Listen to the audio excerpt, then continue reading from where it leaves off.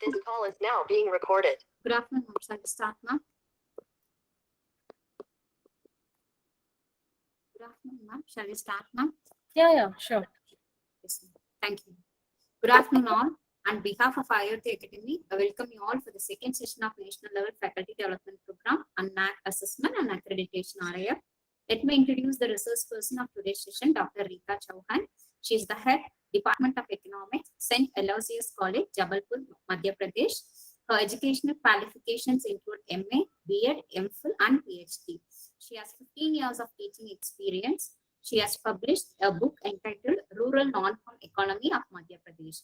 Dr. Rita has completed 1 minor and 3 major research projects. She has published numerous amount of chapters in books and several papers in national and international journals. Some of her papers include Make in India and Value-Based Education in Present Scenario. Dr. Rita has attended several seminars, workshops, and conferences. She is the recipient of Shak Sharta Mitra Award by SRC Bhopal. Dr. Rita has also developed e-content on land use pattern in India under the Department of Higher Education, Government of Madhya Pradesh. With this, I hand over the session to Dr. Rita Chauhan. Thank you so much, ma'am. Thank you so much for your kind words. You're welcome, ma'am. I would like to ask, as I can see, most of you are from South, so you must be comfortable in English only, right? Yes, ma'am. All right. So let me first share.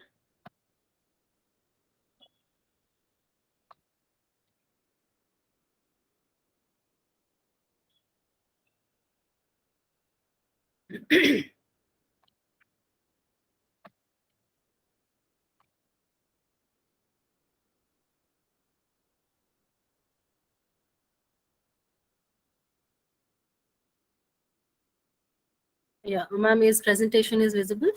Yes, ma'am, it is visible. The slides are visible. Thank you, ma'am. All right, thank you so much.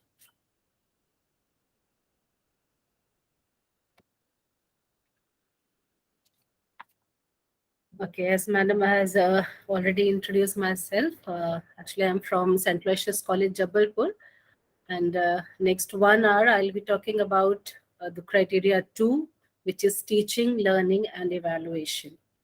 Before I start, I would like to quote Dr. APJ Abdul Kalam. Excellence in thinking and action is the foundation for any mission. Excellence is not by accident. It is a process where an individual or organization or nation continuously strives to better oneself. It's very obvious if I want to achieve something extraordinary, I cannot expect that while doing my regular thing, I can achieve those extraordinary things. Because to achieve those heights, I have to make my extra efforts, and that effort should be continuous and regular so that I can better myself. Uh, for example, I would like to ask you, most of you must be cooking at your homes, right? Yes or no? Hello? I think participants, all right. So let me share my own experience. Uh, I always cook myself for my family. So whenever I want to check whatever I have cooked, whether it is tasty or family is liking it or not, what I have a single parameter, right? So if I see or if I feel that like family members, if they are having extra diet rather than their regular diet, for example, if they used to eat 2 chapatis and today they have taken 3, so that is my parameter. Ki yes, they are asking for third chapati, that means sabzi is nice. Whatever I have cooked is nice, that means they are taking extra, they have taken. All right, so that is my parameter to assess myself, assess my cooking, whether whatever I have prepared is nice or not. Similarly, this NAAC also provides a comprehensive and wide range of parameters by which a higher education institution can be assessed and accredited. And these are the core values, as you all knows. I hope most of you, or in fact all of you, must have gone through the NAAC manual. which is there in the NAAC website. So you must have gone through all the criterias and what are the requirements, everything. If not, I request you all to please go through the NAAC manual so that you can understand all the minute details, what they require from higher education institution, what are the technical small things which should be incorporated in our routine teaching and learning process and everything. Okay. So, as per NEC, these are the core values or core areas where the entire teaching, learning, or higher education process should be centered. First one is contributing to national development. That means it's not that like olden time we are restricted to our own comfort zone or areas or regions. No, now NEC or higher education is focusing on national development. Second is fostering global competencies among students. It's not that only yes, now you can stick with your national development agenda and you should be concerned about your nation only. You have to go a step beyond that. You'll have to think about the global competencies also. So that is also one of the core value. Then inculcating a value system among students. It's not that yes, we are aware about the national development or national like benefits or what are their requirements or global competencies are developed. Now we are able to earn a higher scale. That's it. No. Value system among students, as we can experiencing nowadays, that is somewhere getting missing. So this NEC has incorporated the value system among students. That is one of another major or core values of this entire system. Then promoting the use of technology, whether it is teaching, learning, evaluation process, everywhere they are focusing or promoting the use of technology. And then the last one is quest for excellence, which is the most important one. As you all knows that now the NEC has revised its assessment framework. Earlier, all those institution or universities or colleges who have gone through the older framework, we all knows that when we come to know ki, yes, after 2 months the NEC team is going to visit our college, we gear up our preparations or all the documents we used to prepare, everything we are doing just those 4 5 months, and we could achieve get good marks.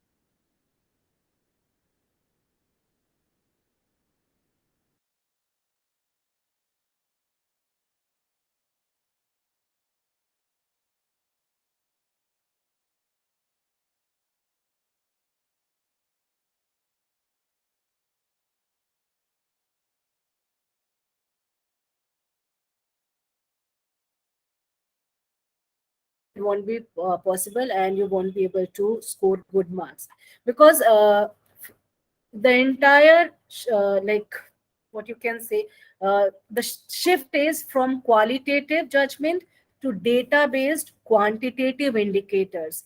As you all knows that now the system generated score weightage is about 70%, and peer team, when they'll come, they'll be able to give only they will be able to assess only 30%. So this 70%, which is very very crucial, or like a big score, it is totally system generated. That means whatever information we are putting in the website, like website, whatever information we are giving, that it will be validated or assessed by the third party, and they'll be giving giving us score. So peer team, earlier this peer team used to have entire 100% marks, but now they can give only 30%, and that too on qualitative metrics only. So now the entire scenario is changed, and use of ICT is and scalability. Whatever information you are giving, it should be scalable or it should be measurable. So we cannot like we cannot say ki, yes, we are teaching very effectively. No, they need proof of everything. Whatever you are giving in qualitative or quantitative, you should have proper proofs, proper photographs, proper documents. Everything will be validated. So another scenario which has been shifted, that is involvement of all the participants, whether teachers, students, or all the participants, they are involved in this entire process. Now, as you all know, the criteria as per the NAAC, there are 7 criteria, as you can see. If you include all 7 criteria, all other criteria are given 100, 120, or 130. This second criteria, which is teaching, learning, and evaluation, this is given the highest weightage or highest marks, that is 350. So you can understand the importance of this second criteria, which is teaching, learning, and evaluation. And today I have been given this particular criteria only to talk on. Just a second, sorry.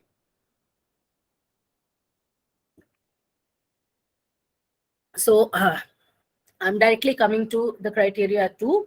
And in this particular criteria, there are 7 indicators, key indicators. The 2.1 is student enrollment and profile, which is given 40 marks. 2.2 is catering to students' diversity, which is given 50 marks. Teaching learning process is given 50 marks. Teachers' profile and quality given 60 marks. 2.5 evaluation process and reforms, 30 marks. Students' performance and learning outcomes, 60 marks. And student satisfaction, which is a very, very important component, it is given 60 marks. So total 350 marks. So now I'll be discussing one by one all these key indicators. And meanwhile, I'll keep on giving suggestions. That means when I'll be discussing on 2.1, I'll be suggesting you, I'll be giving you some suggestions by which you can achieve or score higher marks in this particular criteria. Okay. So now coming directly to 2.1, that is student enrollment and profile, which is given 40 marks. Ladies and gentlemen, as you all know, it is unrealistic to assume that an institution stands without students. So the role of students is unexplainable for rising an institution to great height.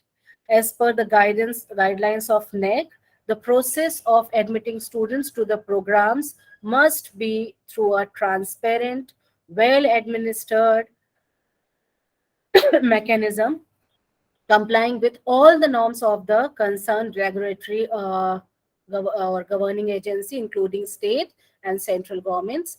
Admission decision must adhere to reservation policy of the government of India. And apart from the compliance to the various regulations, the institution must put forth its effort in ensuring equity and wide access, having representation of student community from different geographical areas and socio-economic, cultural, educational background, which are very much reflected in the student profile. So this is very, very important. The college should create facilities for physically disabled Divyangjan students for the safe movement and better learning.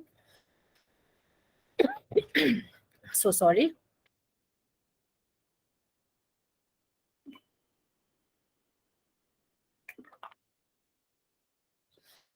Then institution must follow an admission policy, including a preferential option for the poor and the marginalized section of the society. So, and plan and supervise the admission process would ensure transparency and equitable opportunity to all applicants.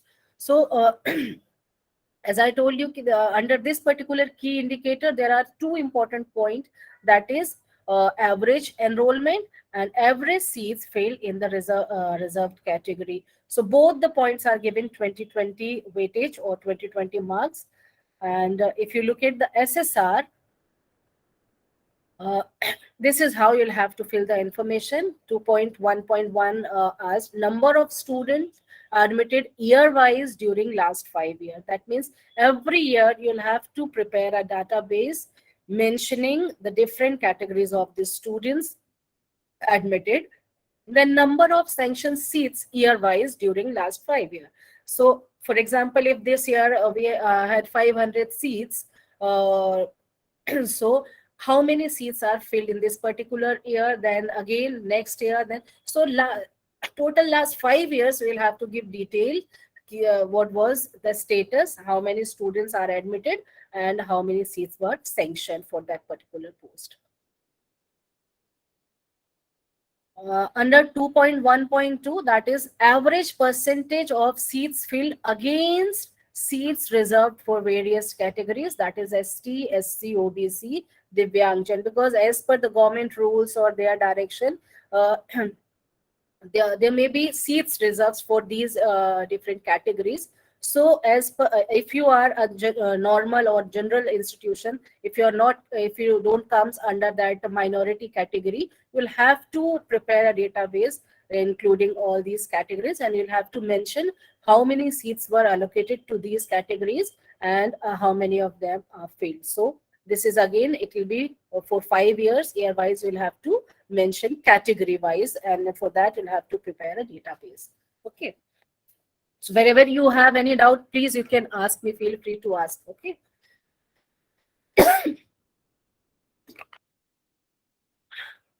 Then these are some of the suggestions. If you want to score more under this particular key indicator, which is student enrollment and profile, if you want to score more for that, these are some of the suggestions. How I can ensure that student from different categories, that is ST, SC, OBC, Divyangjan, how I can ensure that they are coming to our college. For that, we can do these steps can be taken. That first one is community outreach, high school outreach, financial aid or scholarships can also attract different category of the students. Then club and associations which are there in the colleges, they can also play a very, very vital role.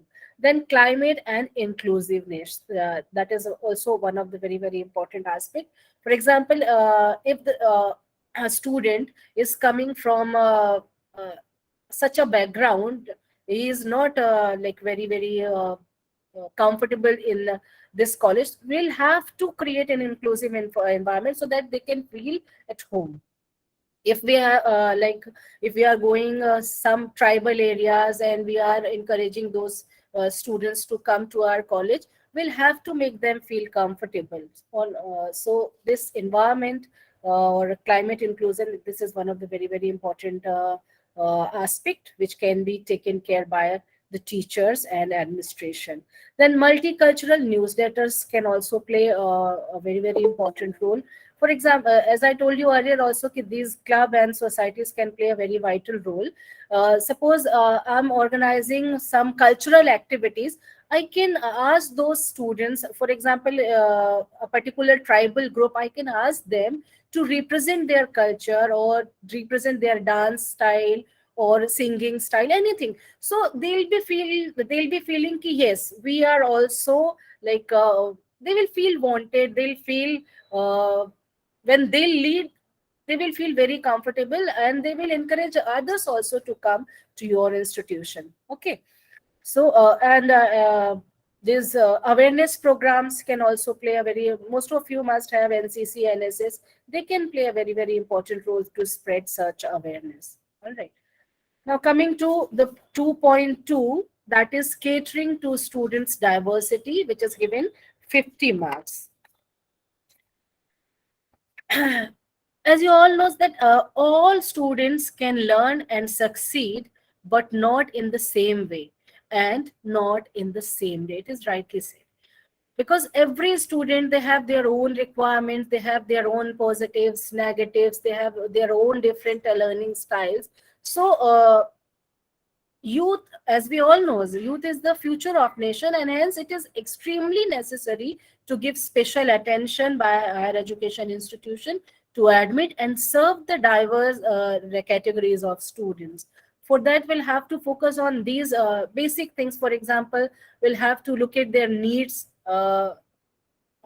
because they are coming from diverse background. For example, if a student is coming from such a background where like their eating habits are different, we'll have to take care of all those small things so that they can feel comfortable in our institutions. All right. And then special efforts to bring in students from special categories, reach out their special learning needs. There may be many students in your class, there may be many students, but their learning style or methods may be different. Some of them, they must be very quickly absorb whatever you are trying to, but there may be someone who take time. So we'll have to assess their learning levels, we'll have to assess their learning requirements, and accordingly we'll have to plan out.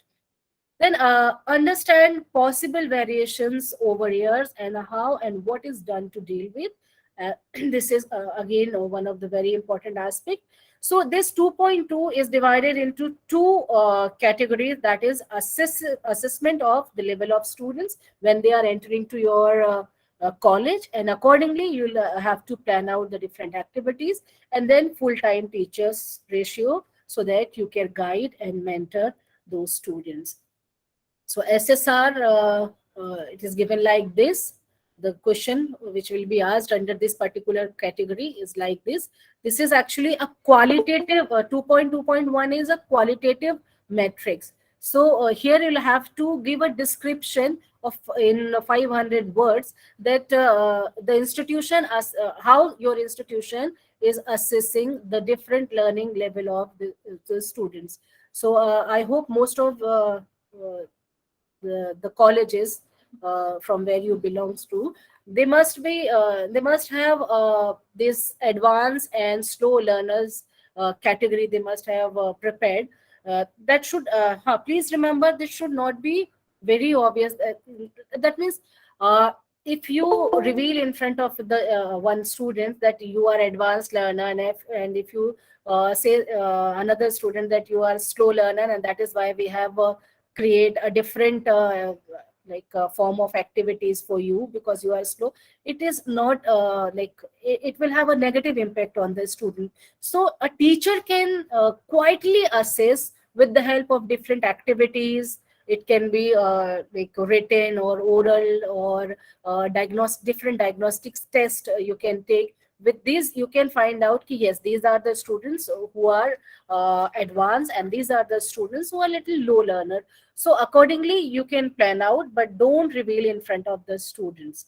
But you should have a proper list, and accordingly you'll have to document everything, that what you have done for advanced learners, what you have done for slow learners. For example, previous year in my PG classes, there were two students who have taken admission. They were from a bank. So one of them, he was assistant manager of that particular bank, and we are teaching money and banking also. So that boy, obviously he was under that advanced learner. So these advanced learner, what they need extra responsibility, they need some kind of leadership. So how we utilize their skills or capabilities, we used to, like, whenever I was teaching banking system, I used to take him for his junior classes, and I explained theoretical aspect and asked him to explain the practical aspects of that particular chapter. So this is how you can cater the needs of different students. For slow learners, you can organize bridge classes for them. You can allot extra timing for them. Maybe they need, because last year we had a student, she had some kind of disabilities, physical disability. She was not that fast to learn. So we used to give her extra time. Every Friday and Saturday we have allotted a particular time. So whatever problem you have, you please come and discuss with us. So this is how we can do this. Okay. Then why we are asking this full-time teachers ratio, so that we can have student teachers ratio. Please remember, if the number of student is very, very high in the institution and number of teacher is very low, so obviously student teacher ratio will be less, and you will score less in this particular indicator. And if you have as per the norms, then you can score more. Okay. There are also some suggestions under this particular category, that is catering to students' diversity. What we can do, we can satisfy the need of the students from diverse backgrounds. We can have special efforts which should be made to bring out students' special learning needs. by initial assessment of their learning levels, जहाँ से we can prepare advanced and slow learners list. And then a welcoming environment and regular mentoring could help a lot in making students comfortable and enjoy studying in the institution. And then apart from this, you can like ensuring adaptive technologies that could support students with physical or learning disabilities. This can include anything from software, tools, apps, or accessories for students with physical disabilities. So you can with the help of software, tools, apps, anything, you can help such students, or you can fulfill their special needs. And then reinforcing new skills and values among students could transform the students drastically. And organizing special skill enhancement classes for special students, like for example, we have some northeast students in our college, and they have some language problems. Some of them uh, are from South Africa, so they are not very comfortable with Hindi, and they had some problem with English also. So for them, the students who are not comfortable in Hindi, our Hindi department, they are used to organize special classes for these students, so that they can also included in that particular. And then we have some students who are coming from rural background. They are not very comfortable with English or computers, so we are organizing special classes, computer classes, special spoken English classes for those students, so that we can cater their specific needs. So this is how you can also do, and you can document all these efforts, which will be calculated, or it will be helpful to score you extra marks. Then 2.3 indicator, number 2.3, which is teaching learning process. It has 50%, 50 marks weightage. And as it is rightly said by W.A. Ward, that teaching is more than imparting knowledge, it is inspiring change.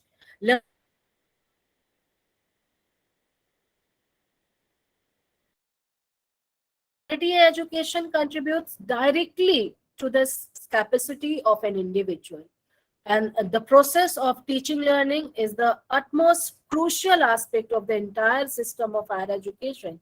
So it becomes very important to put extraordinary efforts by the higher education institution to bring the state of teaching learning, and thereby improving the outcome in the form of results, performances, and recruitments of the students in future. And diversity of learners will influence the extent of their learning with respect to their backgrounds, abilities, and other personal attributes. Ladies and gentlemen, so for making the teaching more interesting and fruitful, a teacher shall put extraordinary efforts, for which the innovative teaching learning materials would be a great assistance.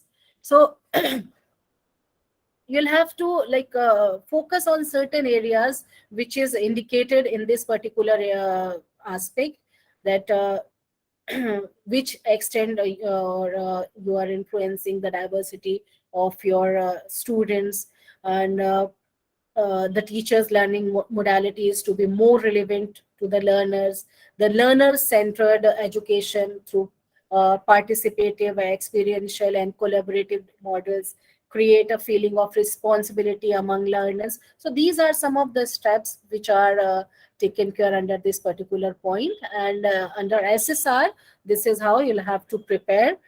This is also a qualitative metrics. So you'll be asked or to prepare a description or a write-up where you'll have to mention that student-centric, what are the student-centric methods which has been adopted by your institution, such as experiential learning, participative learning, problem-solving methodologies. So in every faculty, whether it is arts, commerce, science, everywhere we are using all these methods. So what you are supposed to do, what you'll have to do only, you'll have to document everything. If you are like sending them for field work, for field visit, or if you are giving them case studies, you'll have to document everything, and you'll have to upload these information in this particular matrix. Okay.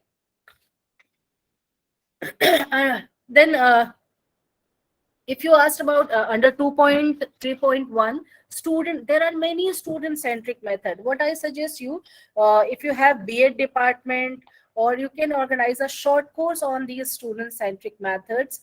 B.Ed department can be really a very like great help for you to discover these student centric method, because these are, as you can see in your screen, these are some of the very common methods which we are using. That is lecture cum discussion method, demonstration cum discussion method, lecture cum demonstration method, project, educational field, team teaching, source method, and dramatization. These are the very common methods.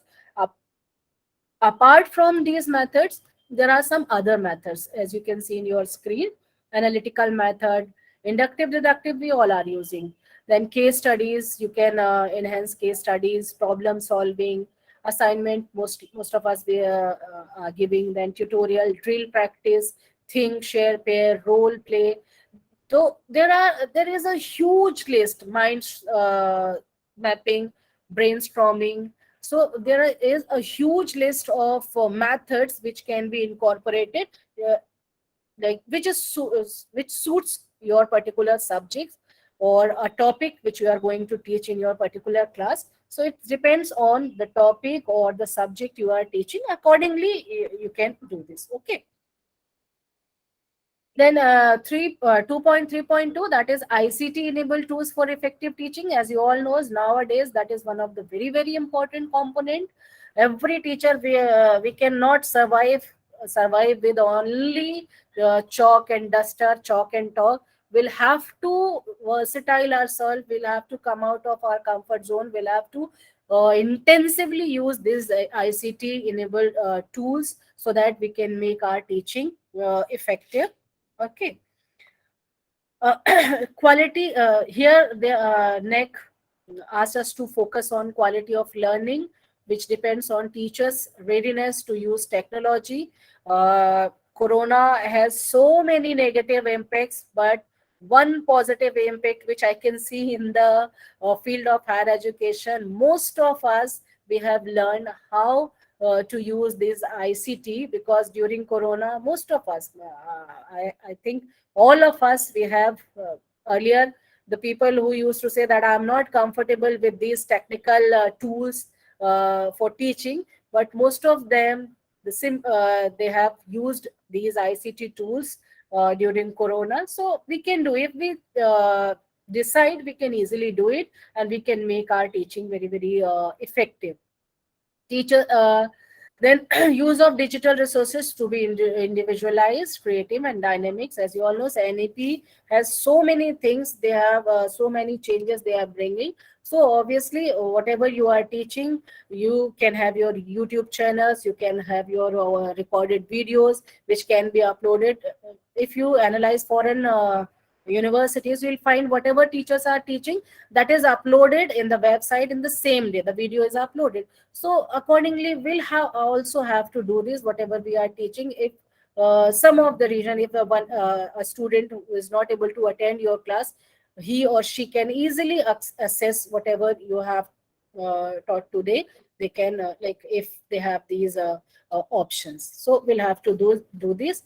This is also a qualitative metric, that is not quantitative. That means you'll have to give a write-up, what kind, how many teachers are using ICT tools, what are the tools they are using. So you'll have to give a description, and then you will have to upload the link. For example, if your teachers are uploading videos in your college website, you'll have to attach the link in this particular indicator.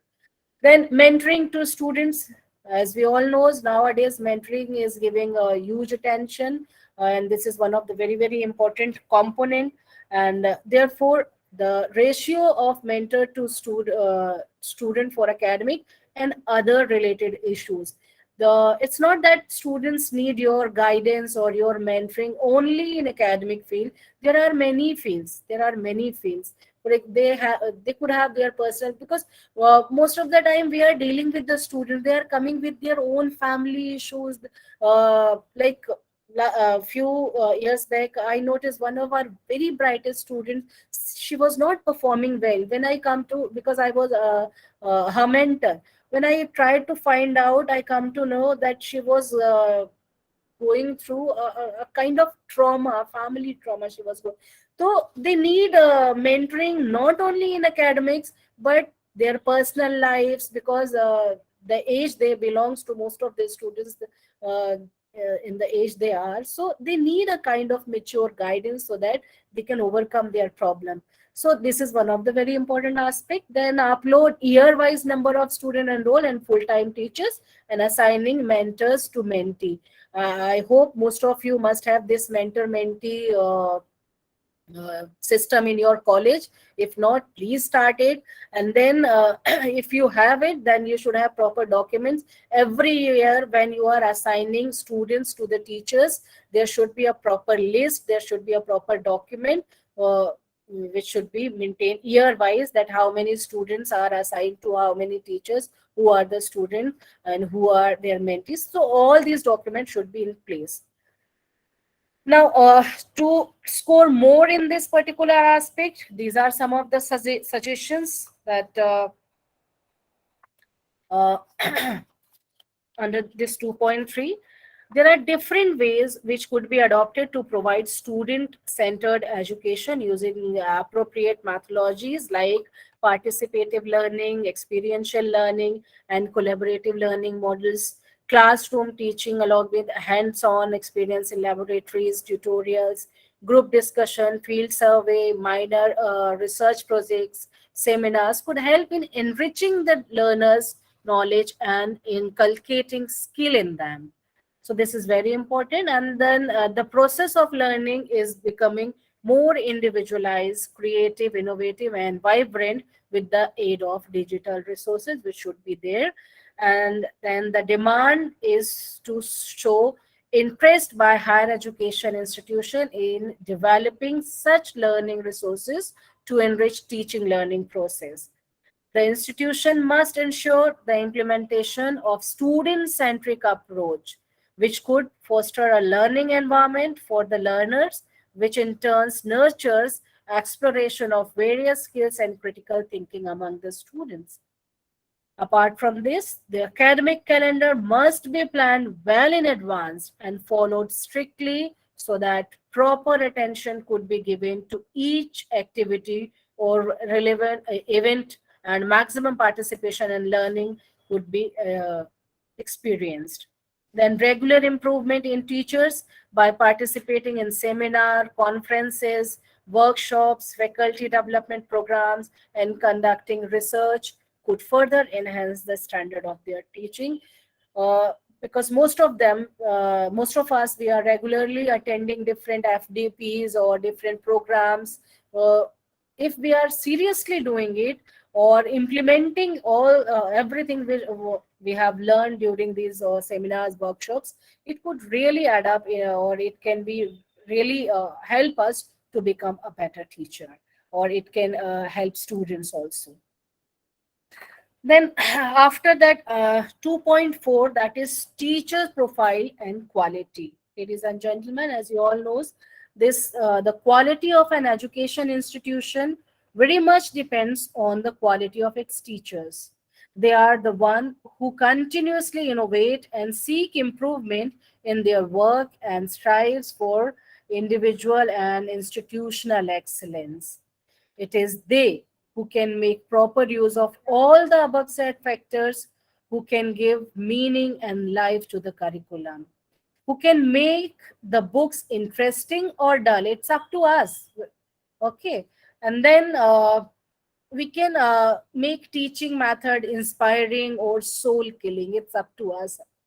Many researchers shows research which has been conducted in the area of education. It shows that good teachers are the most important factor that contributes to students' achievement in the classroom, more important than facilities, institutional resources, and even institutional leadership sometimes.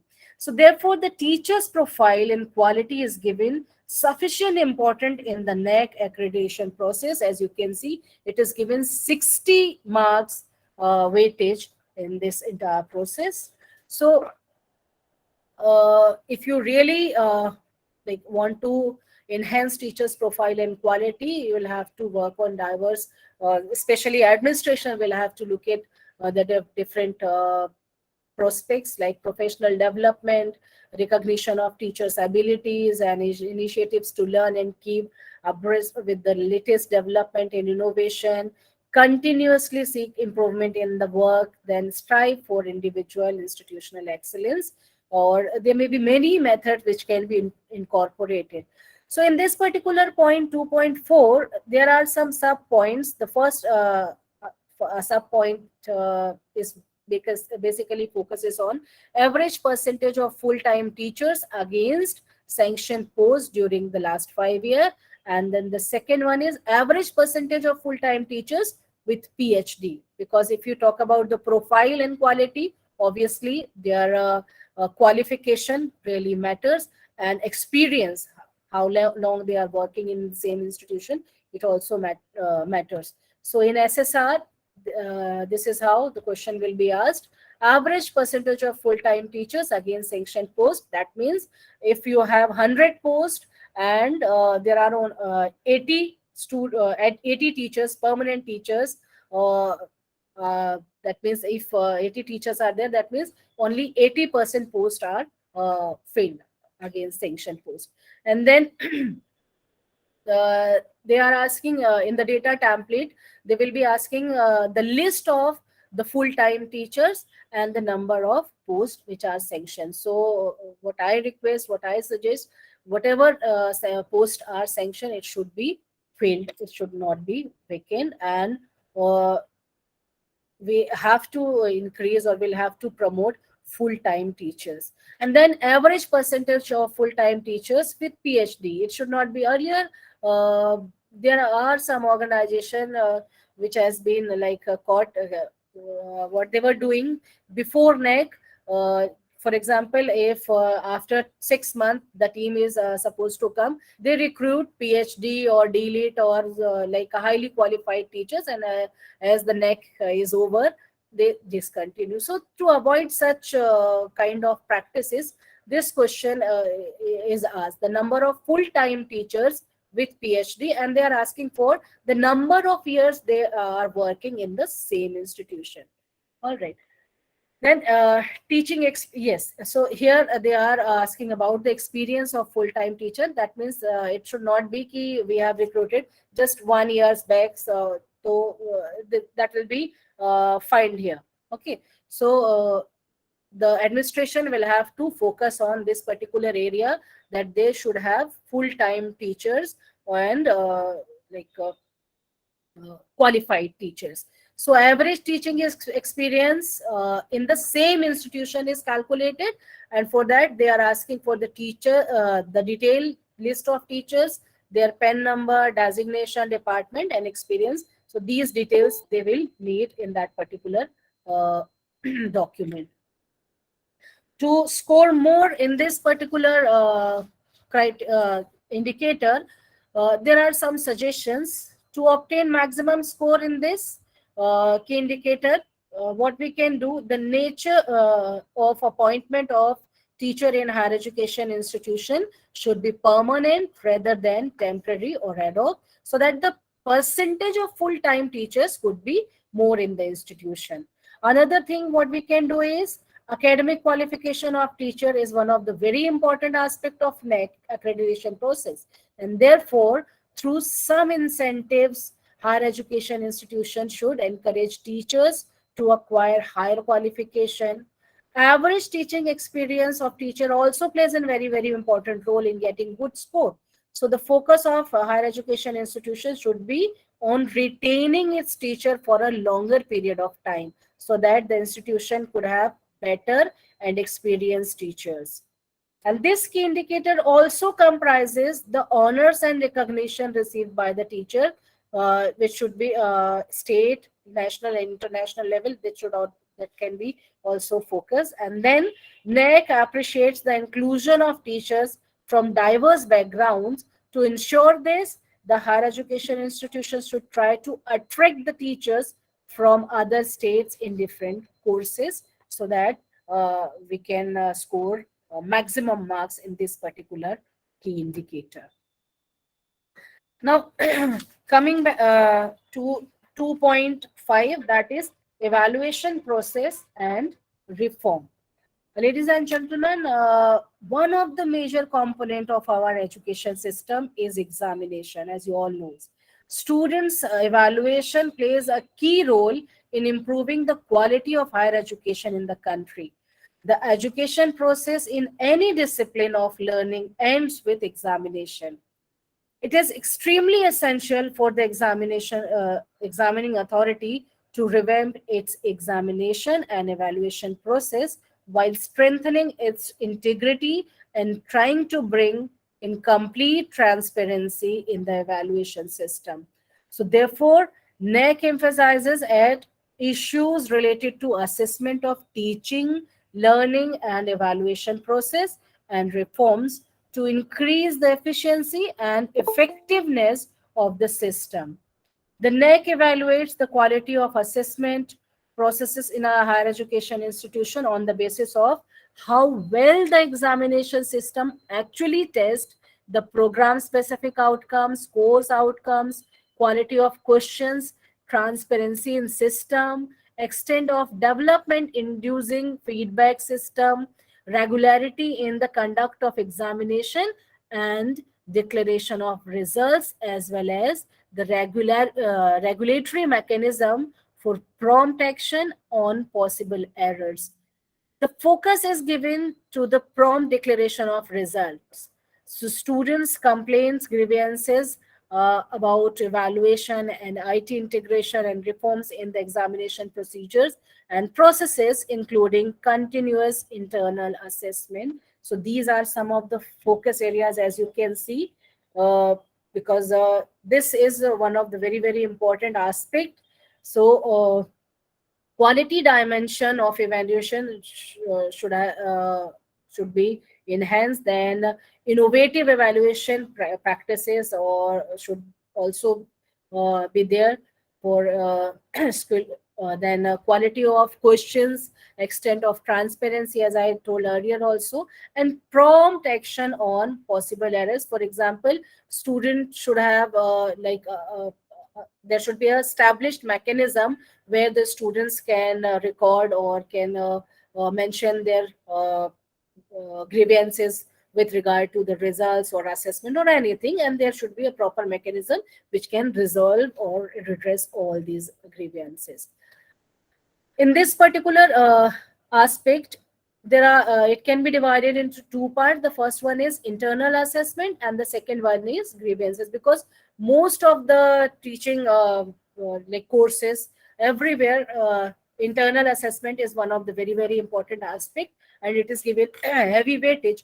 So this internal assessment, which is in the teacher's hand, it should be very, very transparent so that students can be satisfied.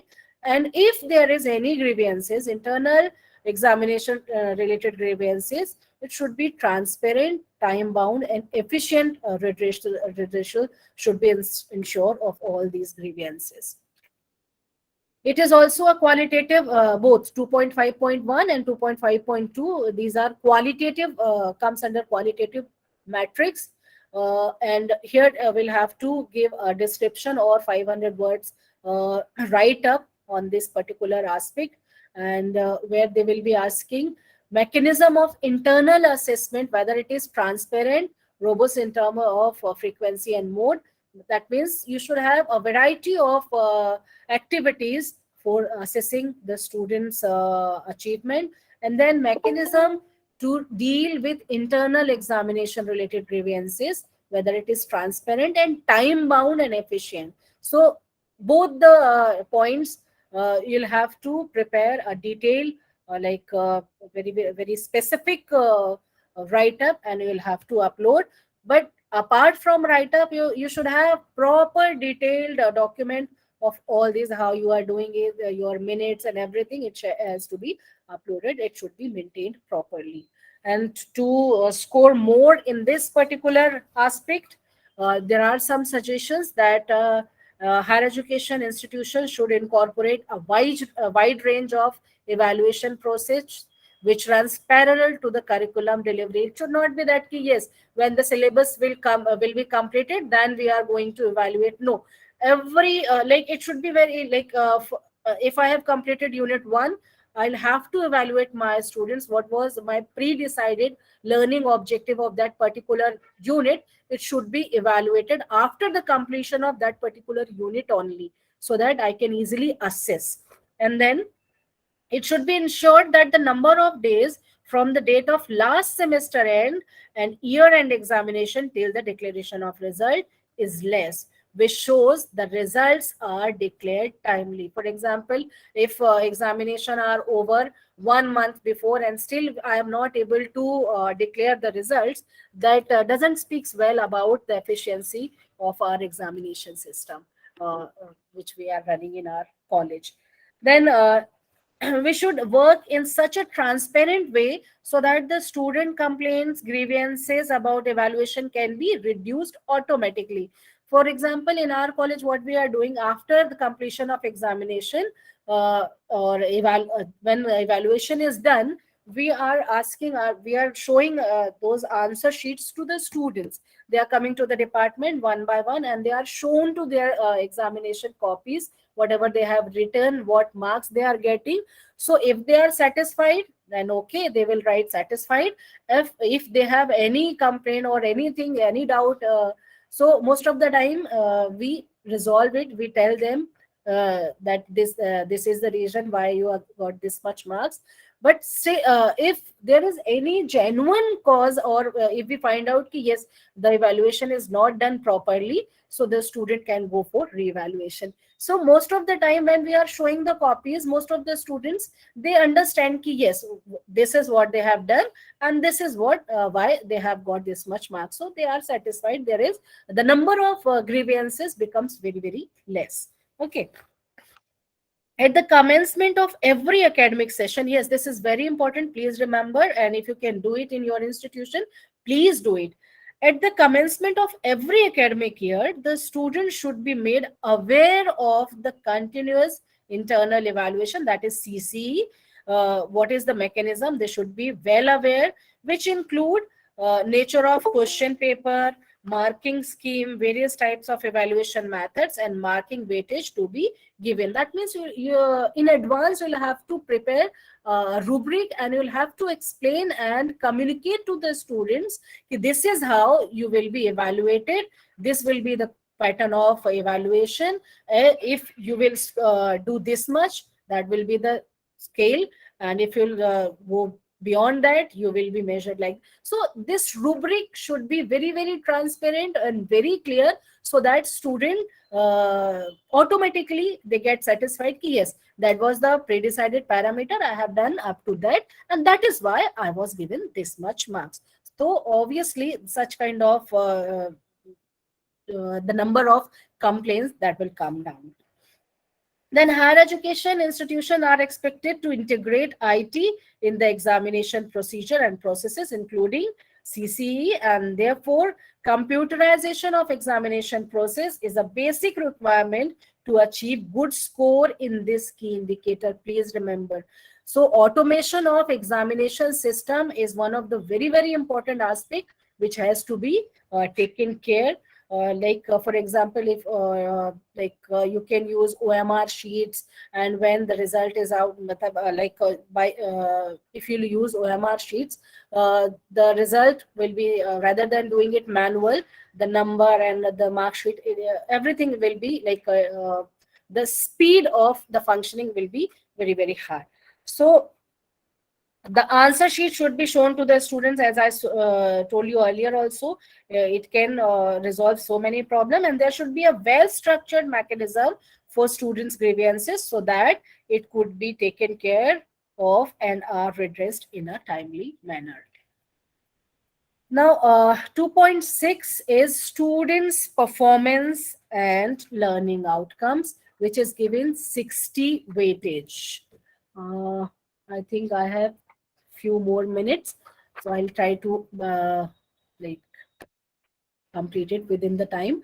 2.6 student performance and learning outcomes. So student learning outcomes articulate what a student should learn and demonstrate on the successful completion of the course or the program. So it can also be seen as the desired outcome of the learning process in terms of acquisition of the skills and knowledge. So achieving learning outcomes needs specific experiences to be provided to the students and evaluation of their attainment. And this indicator basically comprises awareness of the stated programs and course outcomes among teachers and students, evaluation of attainment of programs and course outcomes by institution, and average pass percentage of the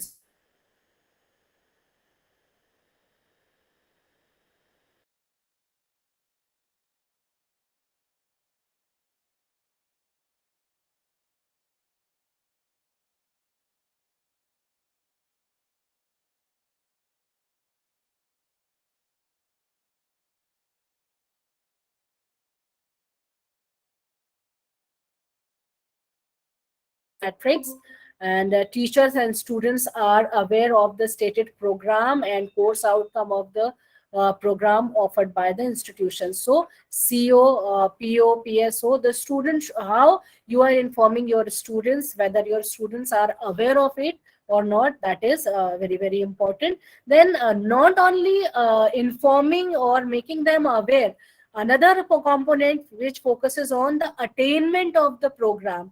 If like for example, I'm teaching economics. If one of my course outcome was, yeah, after the completion of this particular course, my students will be able to solve practical economic problems in their real lives. So how I will how we, whether they have attained it or not, how will I measure? So I can give them case studies. Okay, so with the help of case studies, I can find out yes, whatever theoretically whatever I have explained to the students, whether they have achieved it or not. So this PO, PSO, and COs, it should be well articulated, and well students should be well informed about it, and there should be pre-decided parameters by which we can measure the attainment. Okay, then another point is average pass percentage of students of the last 5 years. That is also one of the very important component, which is given 30 marks. So how will you calculate? We'll have to prepare a detailed document, year-wise document, that how many students were appeared in the final year examination, and how many of them are passed. So for example, if there are 200 students who are appearing, and out of them, if 180 are passed, that means your pass percentage is 80%. Okay, so this is how, sorry, 90%, it will be 90%. So this is how we'll calculate every year the number of students who are appearing and the number of students who are passed. So this will also, it will be, you'll have to prepare like this. There are some suggestions for this under this particular criteria, or this key indicator. The very, very important thing is PO, PSO, and COs. I would like to demonstrate in our, I'm so sorry, just a second. This is our college website. Just a second. So in our college website, every department, they have prepared their course outcome, program outcome, and program specific outcome, and they have uploaded. I'm so sorry, it is not, there is some problem, I guess. All right, so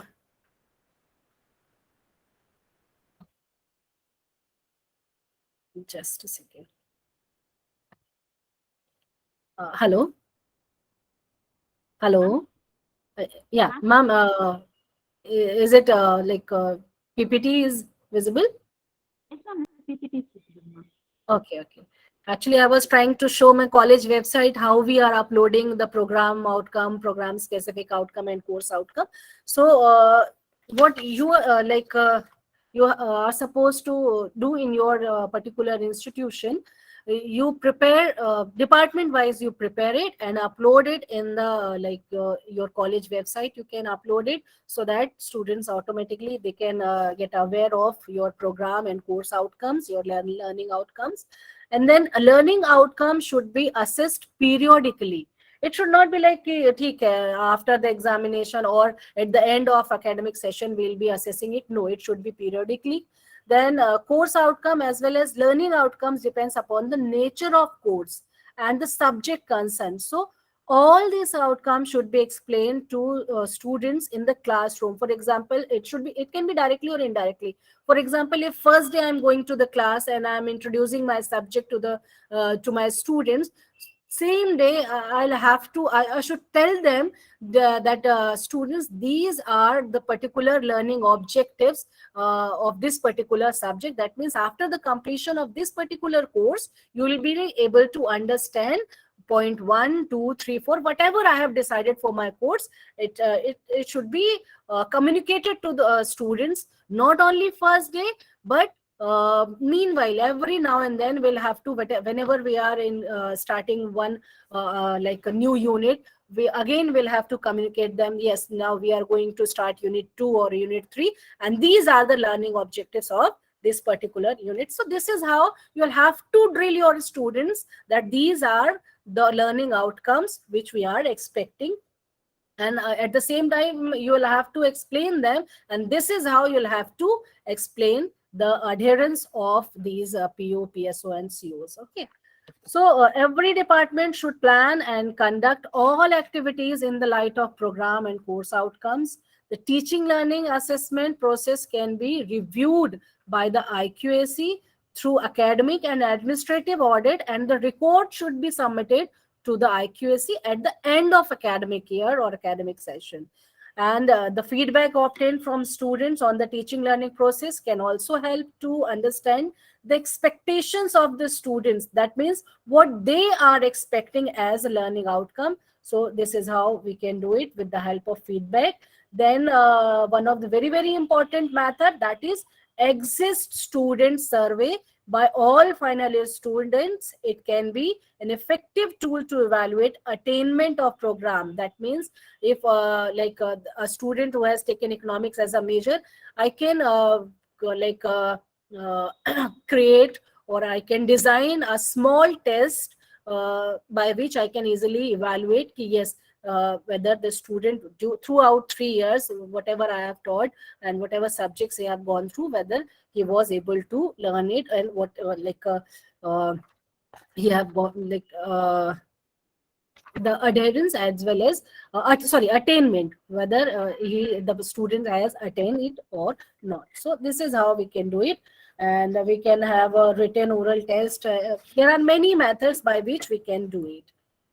And the last one, which is very, very important, please, I'm finishing within 2 minutes. This is very important, and that is student satisfaction survey. So all the efforts can be considered impactful only when students perceive it to be meaningful. Because whatever we are doing for students. If they are satisfied, that is the parameter, or that is the method of assessing our own self. Yes, if my student is satisfied, that means all my efforts which I have taken was fruitful. So their satisfaction level is decided by the kinds of experiences they are going through, not only academic, extracurricular and all other, and the extent of comfort feeling, the intellectual stimulation they have got throughout their course, and their feedback showcase the actual quality of teaching identification of the strengths of teaching and the possible improvements. And next, take survey of student satisfaction. As you all know, when you are going through NAAC, there will be a student satisfaction survey which will be conducted by the NAAC, and they will have online student satisfaction survey regarding teaching learning process of about 20% students of your institution, and a random sample of students will be chosen, and response rate should not below 10%. If it is below 10%, it will not be considered, and students would be spread evenly across different classes. That means they can ask from UG, from PG, art, science, commerce, everywhere they will have a representation of all the classes, and should not by any way try to influence the students. So what you can do, when you are preparing the document or the data template for this student satisfaction survey, you'll have to prepare a list of all the students, including their name, class, gender, student's ID number, their Aadhaar number, their mobile number, email ID, degree program, and you'll have to upload it. So what I suggest, because as you have seen, you cannot influence students, you cannot tell them to give a positive feedback, or sometime it is also experienced by many institutions that students, when they are getting an email from NAAC, they are not responding to it. So if students will not respond, obviously will be at back foot. So how to train our students when final time, when NAAC is taking this feedback, or triple S, when they are conducting this survey, our student respond, how to ensure it. For that, I suggest you all to do one thing. First, so you'll have to focus. I'll show you the questionnaire what NAAC will be uploading, and what students will be asked. So we'll have to work on that. But to make students familiar with this particular process, every year you prepare same questionnaire, upload in your college website, send it to the students, or ask students to fill it. I'll show you my college website how my students are filling it. But you please just have a look on the kind of questions they are asking. They are asking how much of the syllabus was covered. If your teachers are not covering entire syllabus, students will give negative answer, and it will be for institution, it's not good. How well did the teachers prepare for the class? If your teachers are not going to the class well prepared, again it will come to you. Then how well were the teacher able to communicate? Their communication skills should also be very, very well, so that student can give a better marking. So likewise, there are many questions comprising all criterias with regard to teaching, learning. They have different facilities provided by the college, everything, laboratory, and then the library related, whether the teachers are using ICT enabled tools or not. So all this will be included in this triple S, which will be asked by the NAAC, the survey which will be conducted by the NAAC. All these questions will be asked, and then there will 21st question, this will be descriptive, and where they'll have to mention, they can mention if there is any observation or any grievances. So what I am suggesting, if it can start, yes. This is how we have in our college website. This is student feedback login. So student will be login. We don't have time, so I'm not able to display in front of you.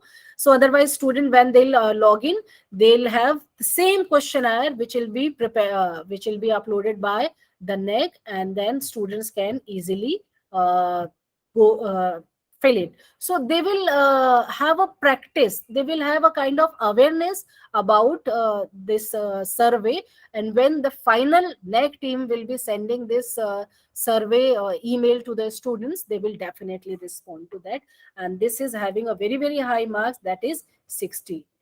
So these are the summary. I have a quick look on the summary of requirements. If you look at the criteria 2, the entire requirements can be divided into three parts. The first one, the requirements from the department, and then the requirements from the exam cell, and the third one is requirements from the office. So please have a quick look from departments. What departments are required to focus on and prepare? That is advanced and weak learners program, student-centric teaching methodology, departmental academic calendar, teaching plan, learning outcomes and its attainment. You'll have to work on that. Demand ratio, ICT tools used by the teachers, mentor-mentee records, awards and recognition of teachers, and student satisfaction survey. These are the points where a particular department has to focus, and they'll have to take care of all these aspects. Then another is office. There are many things which has to be taken from the office. So office people will have to focus on total strength of the enrolled students, students diversity, sanction letter of the teachers, PhD letters, full-time teachers from the same state or other state or other countries. So they will have to prepare all these documents. And then the last one is examination cell. So examination cell has to will have to look at the examination dates, students' complaint grievances, examination manual they will have to prepare, average pass percentage of the students that will also be given by examination cell, and then examination management system, which is EMS, to make examination and evaluation process ICT based, and then annual report of the examination and present status of automation. So these are the points which has to be taken care by the examination cell. At last, I would like to request you to like ask yourself these questions. These are the 4 questions which every teacher has to ask. No, you'll have to ask yourself, and you'll have to suggest ways to prepare a good academic calendar and teaching plan, weekly, monthly, and annual basis. What are the methods or programs will be organized by you to assess learning level of the students admitted? What are the student-centric methods you are planning to introduce? And what are e-resources you are planning to develop? If you will focus on these 4 points, I'm sure you will definitely score more marks in this particular criteria. So thank you so much. If you have any query or any question, you can ask, please. The session is open for discussion now. You can post your questions in the chat box, or you can unmute and directly interact with the resource person. Thank you all. Thank you, ma'am.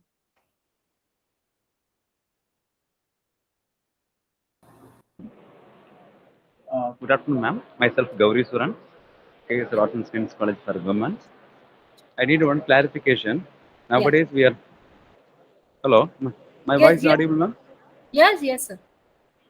Ma'am, nowadays, the teaching level is a student-centered learning designer. It is possible for scoring the teaching learning process, or we are using the normal way, ma'am?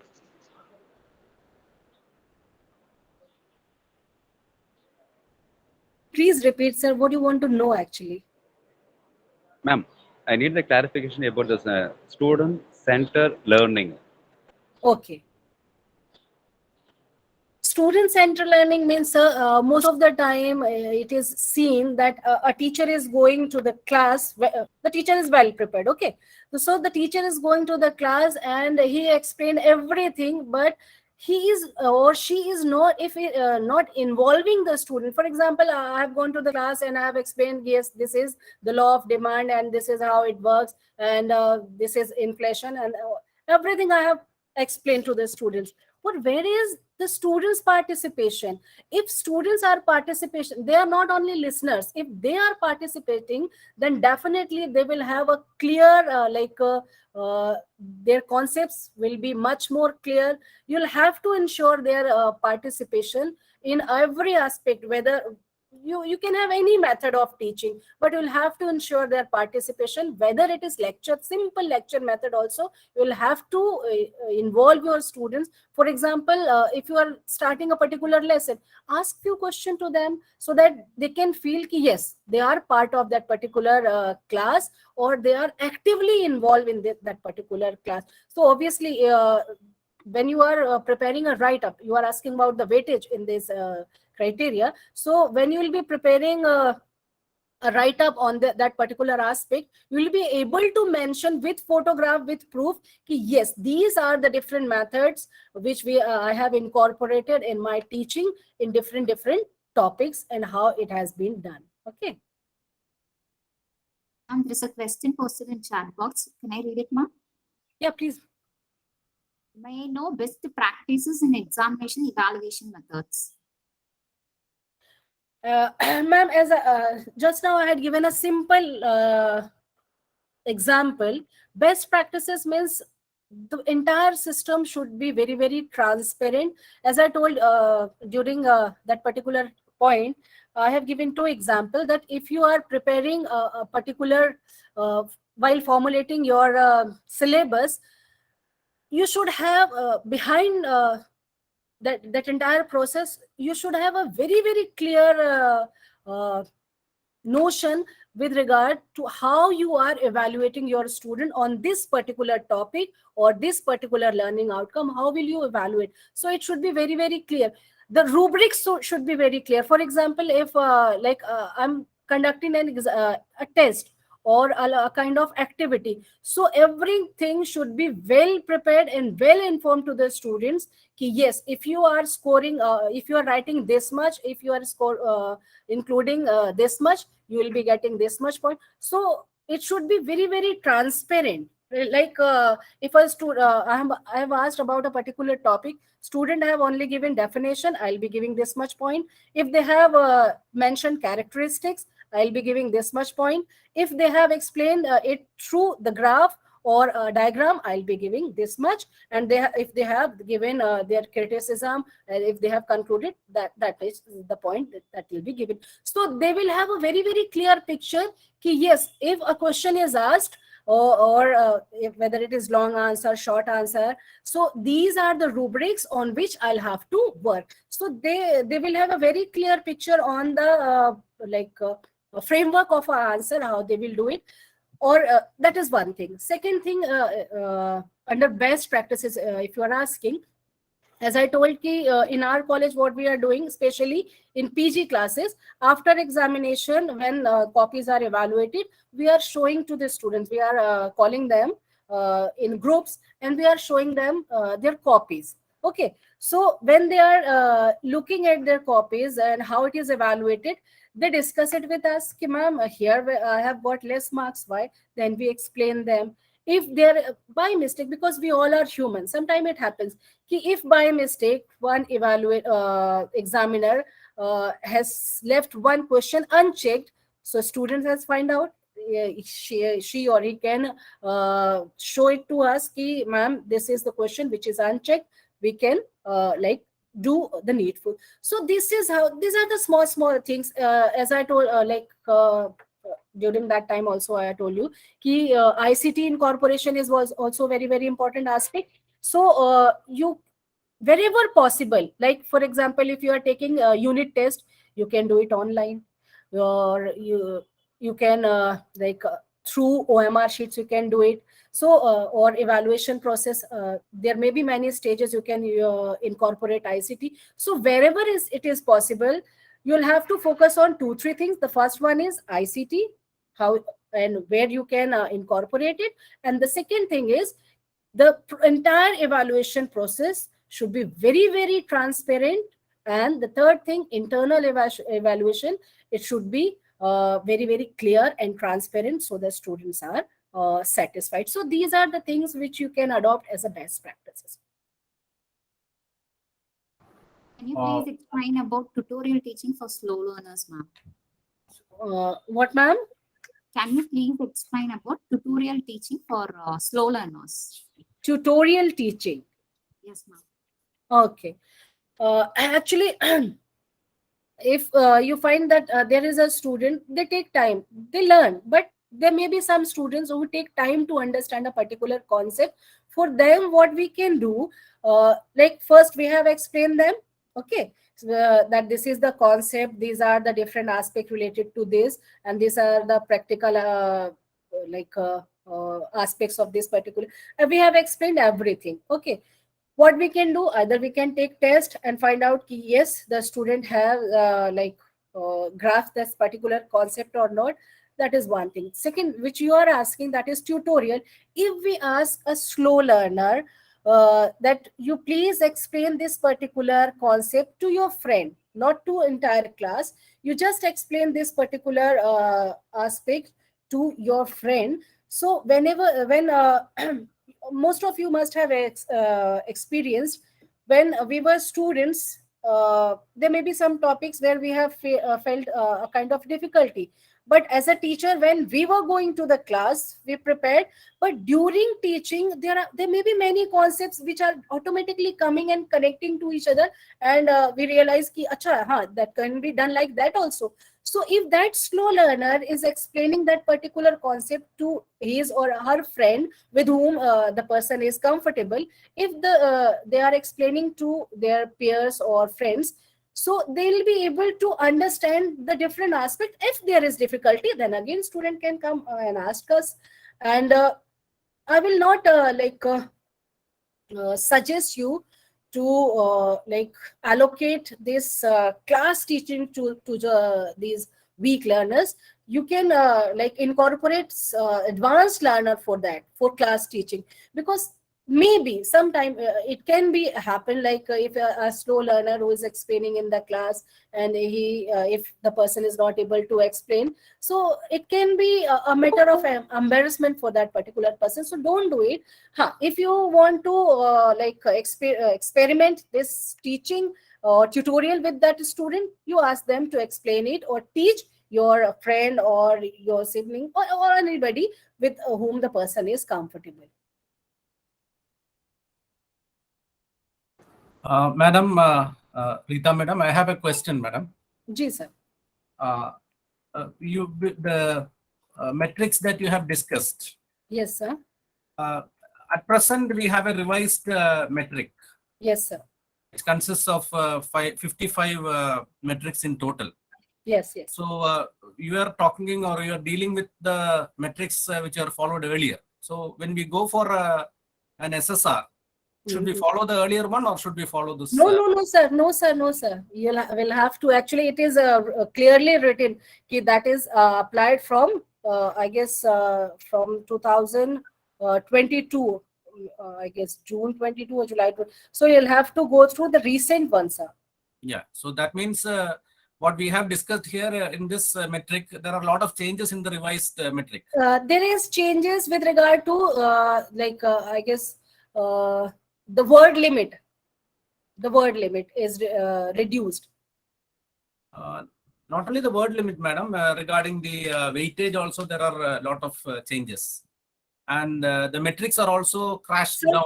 Sir, under this criteria too, there is hardly, under this marking, there is hardly any change. There are a lot of changes, madam. For example, in 2.1, it's same as 40, but in 2.2 earlier it is 50, but now it is revised to 40. 2.3 it was 50 earlier, now it is 40. Okay. 2.4 it was 60 earlier, now the weightage is 40. And 2.5. Sir, you are talking about autonomous college or affiliated? Affiliated college, madam. Affiliated college. Yes.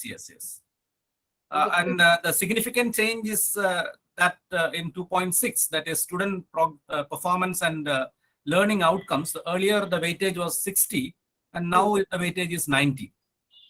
So there are a lot of changes, and even the metrics are also there are a lot of changes. For example, in 2.2, in the revised thing, we have only 2.2.1, which says student full-time teacher ratio. Yes. Which consists of 40 weightage. Yeah. So earlier it was 20. I'll check it, sir. I'll check Yeah. it. Because before I was preparing my this presentation, I have gone through the NAAC website, and I have taken that affiliated colleges one, and I'll check. Now they have incorporated the NEP also into the NAAC. So that is how we find those changes. So I think when that is not considered by me, sir. Actually, NEP. No, that is also part of the part B or part A that we write for the SSR. Yeah. That part is also included now. Yeah. Okay. So that means if we go, when we go for the SSR, say in July, then we cannot follow this earlier system. We have to follow the new system, one. revised system only. Yes, sir. Yes, I will have to follow it. That's one thing which I would like to tell. Another thing is regarding what you said about the permanent teachers. You are talking about the temporary teachers and the full-time teachers. Yes. But in this, in the criteria, in the metric, what is asked here in this metric is about full-time teachers. It is not permanent or temporary, but it is full-time teachers. So full-time teachers means obviously it is permanent teachers. A temporary teacher, a guest faculty who works for 2 years, Yeah. he or she can also be a full-time teacher for that particular year, because if he signs the attendance register and comes to college daily during all working days, then the particular teacher could be categorized as a full-time teacher. But sir, we have very, very clear distinction. Full-time teachers, like who are appointed, as a permanent teacher. But ad hoc teacher, they may be continue next year or they may not. So there is a clear distinction between permanent and regular and temporary or ad hoc teachers. Okay, that's one thing where I had a small doubt regarding the presentation. Thank you, madam. Thank you. Thank you, sir. Any more questions?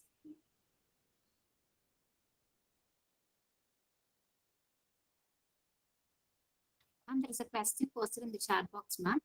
Can you please say the best academic practices to be followed by the institute in terms of curricular and co-curricular activities?